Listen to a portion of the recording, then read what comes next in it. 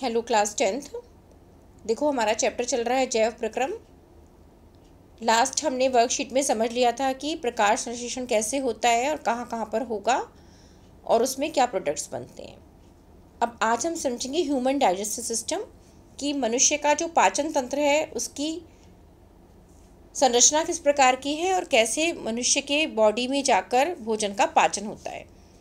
तो बच्चों बहुत ही पहले आप इसका चित्र देखिए। चित्र समझना बहुत ज़रूरी, कौन कौन से पार्ट्स हैं, क्योंकि ये आपको डिस्क्राइब करने के लिए भी आ सकता है, मीन्स लेबलिंग के लिए और आइडेंटिफिकेशन के लिए भी आ सकता है, और कोई भी किसी के अंदर फंक्शन पूछ सकते हैं। सबसे पहले मुंह से शुरू होते हैं, जिह्वा, यहाँ पर मुंह, मुख गुहा। फिर देखिए ये एक, इसके बाद यहाँ पर क्योंकि सलाइवरी ग्लैंड्स होती हैं मुंह के अंदर, यहाँ से ये ट्यूब जो जा रही है इसे हम कहते हैं इसोफेगस या ग्रसिका। और इसोफेगस आगे जाकर ये एक मस्कुलर इस तरह से इस ऑर्गन में रेड कलर का दिख रहा है, इसमें बदल जाता है जिसे हम कहते हैं अमाशय। और अमाशय की एक नली जो है वो छोटी आंत इस और बड़ी आंत उसके बाद आ जाती है। साइड में आप इंपॉर्टेंट ग्रंथियां देख रहे हैं, ये बड़ी चॉकलेटी कलर की जिसे हम कहते हैं यकृत, ये लिखा हुआ है। और इसके साथ यकृत के ऊपर पित्त नली है, पित्ताशय यहाँ पर होता है जो कि पित्त का भंडारण करता है। साथ साथ आप यहाँ पर देखेंगे अगर तो अमाशय के नीचे यहाँ पर एक लीफ लाइक स्ट्रक्चर आपको ये दिखाया हुआ है, लिखा है अग्नाशय, और बहुत ही इम्पॉर्टेंट है जिसे हम पैंक्रियाज कहते हैं। और ये डाइजेशन में हेल्प करते हैं, इसके अंदर से जो भी जूसेस का स्रवण होता है वो आगे डाइजेशन में हेल्प करता है। लास्ट में आप देखिए स्मॉल इंटेस्टाइन, जो कि कॉइल्ड फॉर्म में दिखाई हुई, बहुत लंबी होती है लेकिन कॉइल्ड फॉर्म में रहती है ये। और लार्ज इंटेस्टाइन के एंड पॉइंट को आप देखें तो गुदा द्वार, यहाँ से एक्सक्रीशन होता है, जो भी वेस्ट मटेरियल है वो यहाँ से डिस्क्रीट हो जाएगा। तो सबसे पहले हम देखते हैं कि मुंह का क्या काम है। मुंह जो होता है उसमें जो कि सलाइवरी ग्लैंड्स होती हैं, एमाइलेज एंजाइम होता है जो मंड को सरल शर्करा में बदल देता है। और अमाशय का इम्पॉर्टेंट फंक्शन क्या है कि अमाशय में पैप्सिन नामक जो एंजाइम है वो प्रोटीन को सरल अणु में बदलता है। और अग्नाशय जो ग्रंथि है वो ट्रिप्सिन नामक एंजाइम का सिक्रीशन करती है, जो कि छोटी आंत में जाकर जो होता है वो प्रोटीन को कम्प्लीटली डाइजेस्ट करता है। इसी तरह से लाइपेज भी एंजाइम निकालती है ये अग्नाशय ग्रंथि, जो वसा के मॉलिक्यूल्स को डाइजेस्ट करता है। ओके बच्चों, तो यहाँ पर हम देखें कि हमने 3 टाइप के एंजाइम्स यहाँ पर पढ़े। अब हम पूरा डिटेल में जाएंगे कि कैसे कैसे मनुष्य में पाचन हुआ।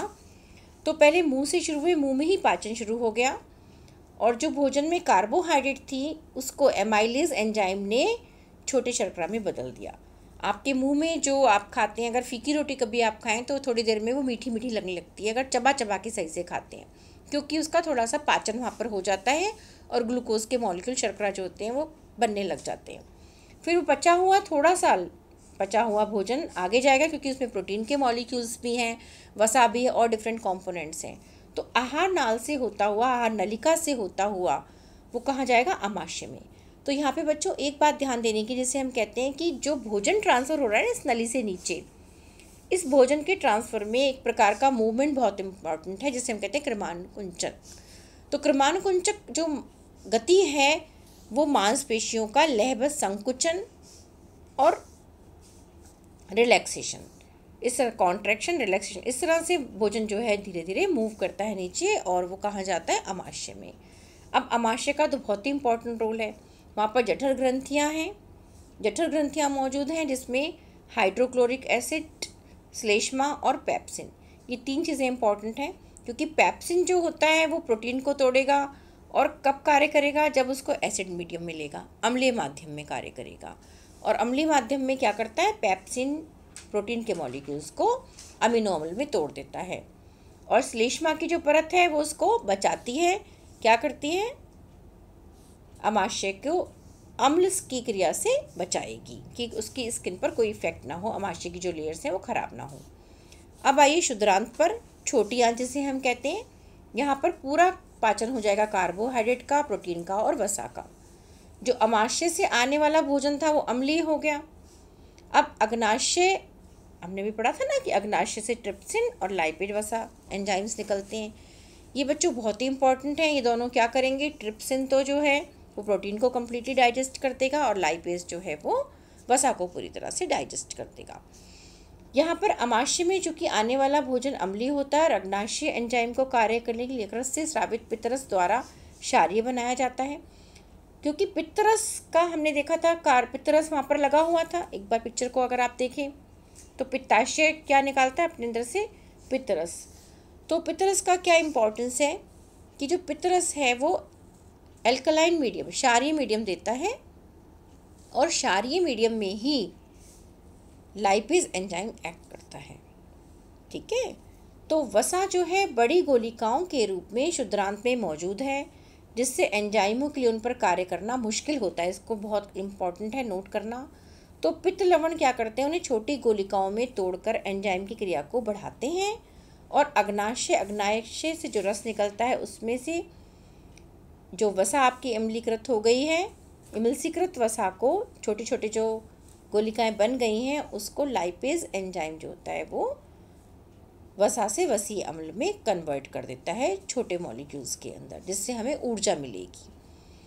तो यहाँ पर ये कार्य जो क्षारीय माध्यम है वो इस पित्त ने प्रदान किया, जिस कारण ये लाइपेज जो है वो एंजाइम एक्टिव हुआ। क्षुद्रांत की भित्ति में ग्रंथियाँ होती हैं जो आंतों के रस का स्राव करती हैं। इसमें मौजूद एंजाइम अंत में प्रोटीन को अमीनो अम्ल, जटिल कार्बोहाइड्रेट को ग्लूकोज को नोट कर लेना कि लास्ट प्रोडक्ट क्या है। प्रोटीन का लास्ट प्रोडक्ट अमीनो अम्ल, कार्बोहाइड्रेट का लास्ट प्रोडक्ट ग्लूकोज और वसा का वसीय अम्ल और ग्लिसरॉल। ये बहुत इंपॉर्टेंट है। एक नंबर में जब मल्टीपल चॉइस क्वेश्चन आता है तो आपको ये पता होना चाहिए। तो जो मैंने आपको इंपॉर्टेंट पॉइंट्स कहे हैं वो आप कॉपी में नोट करके रखेंगे, चाहे क्वेश्चन आ रहा है या नहीं आ रहा है, आप इसको इंपॉर्टेंट नोट करिए। फिर नेक्स्ट थिंग पर आते हैं कि क्षुद्रांत की दीवारों पर उंगली जैसे दीर्घ रोम होते हैं जो अवशोषण के लिए सतह के क्षेत्र को बढ़ाते हैं, जैसे कि टॉवल में रखे होते हैं ना रोए रोए से। तो जब सारा का सारा डाइजेशन हो गया तो एब्जॉर्प्शन होना भी बहुत ज़रूरी है। तो जो इसकी वॉल होती है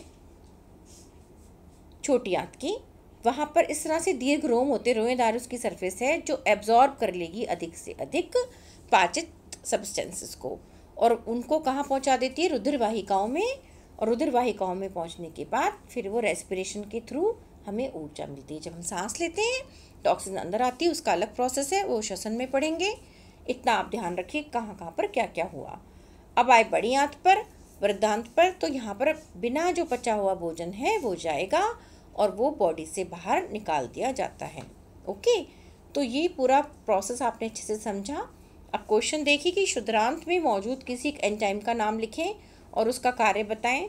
तो क्षुद्रांत में मौजूद किसी एक एंजाइम को आप लिखेंगे ट्रिप्सिन, या कोई भी आप लिख सकते हैं दोनों में से, और कार्य भी यहाँ से आप उठा के लिखेंगे, नोट कर लेंगे।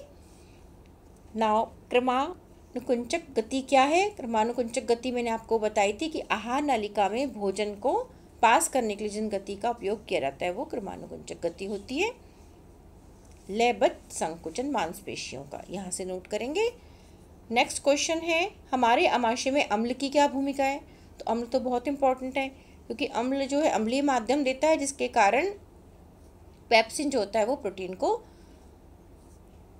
डाइजेस्ट कर पाता है। नेक्स्ट है पचे हुए भोजन को अवशोषित करने के लिए क्षुद्रांत की रचना किस प्रकार विशेष है? तो पचे हुए भोजन को अवशोषित करने की क्षुद्रांत की रचना में आप यहाँ से देखेंगे, इसमें मौजूद जो होते हैं दीवारों पर उंगली जैसे दीर्घ रोम होते हैं जो अवशोषण के सतह के क्षेत्र को बढ़ाते हैं। इस तरह से रुधिर वाहिकाओं में भोजन पहुंच जाता है। मानव पाचन तंत्र का आरेखित चित्र, ये आपको सुंदर सा कलर्ड बनाना है, A4 शीट पर भी बनाना है बच्चों, एक्टिविटी के लिए दिया हुआ है मैंने, और इसको अपनी कॉपी पर भी बनाएंगे।